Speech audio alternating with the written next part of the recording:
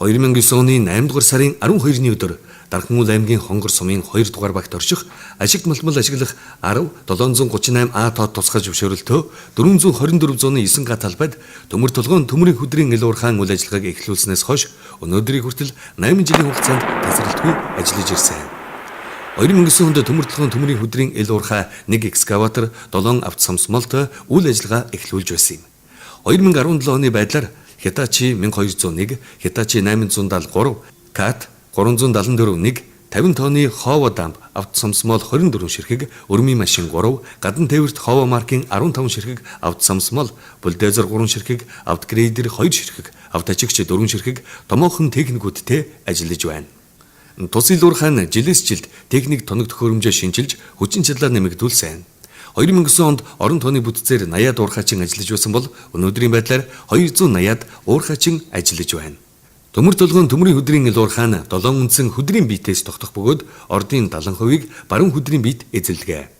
2010 оны техник эдийн засгийн үндэслэлээр ил уурхайн хүрээн дэх нөөц нь зүүн хөдрийн биет 3,800,000 тонн төмрийн хөдөр, төв хөдрийн биет 2,660,000 тонн төмрийн хөдөр, баруун хөдрийн биет 11,116,000 тонн төмрийн хөдөр олборлохоор тусгасан.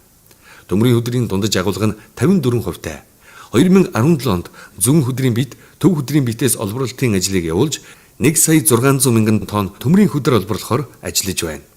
Томоохон хийгдсэн ажлуудаас төмөр толгойн ил уурхайгаас дархны төмөрлөгийн үйлдвэр хүртэл 28 км сайжруулсан шорон замыг өөрсдийн нөөц бололцоогоор 40 хоногийн хугацаанд тавьж байнгын ашиглалтанд оруулж зам ажиллагааг тогтмол явуулж байна. Төмөр толгой төмрийн өдрийн ил уурхай хуурай сорон зам баяжуулах үйлдвэр нь анх 2010 онд ашиглалтанд орж цагт 150 тонн хөдөр боловсруулах хүчин чадалтай ажиллаж эхэлсэн.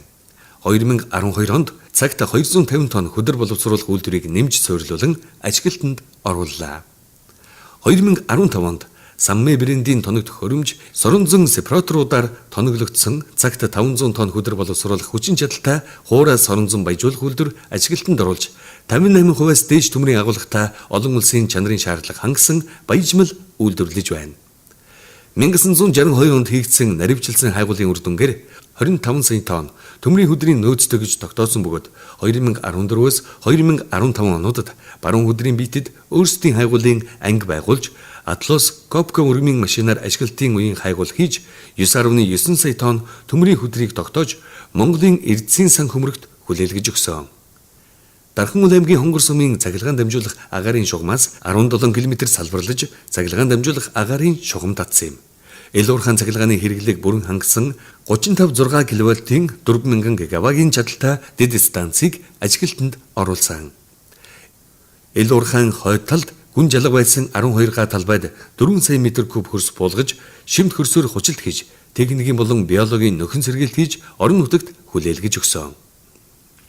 Засварын газрыг 2010 онд ажиглалтанд оруулснаар 6-аас 8 техникийг зэрэг хүлээн авах чадaltaй орчин үеийн тоног төхөөрөмжөөр бүрэн тоноглогдож, ил уурхайн техник тоног төхөөрөмжийг засварлаж, тасралтгүй үйл ажиллагааг ханган ажиллаж байна.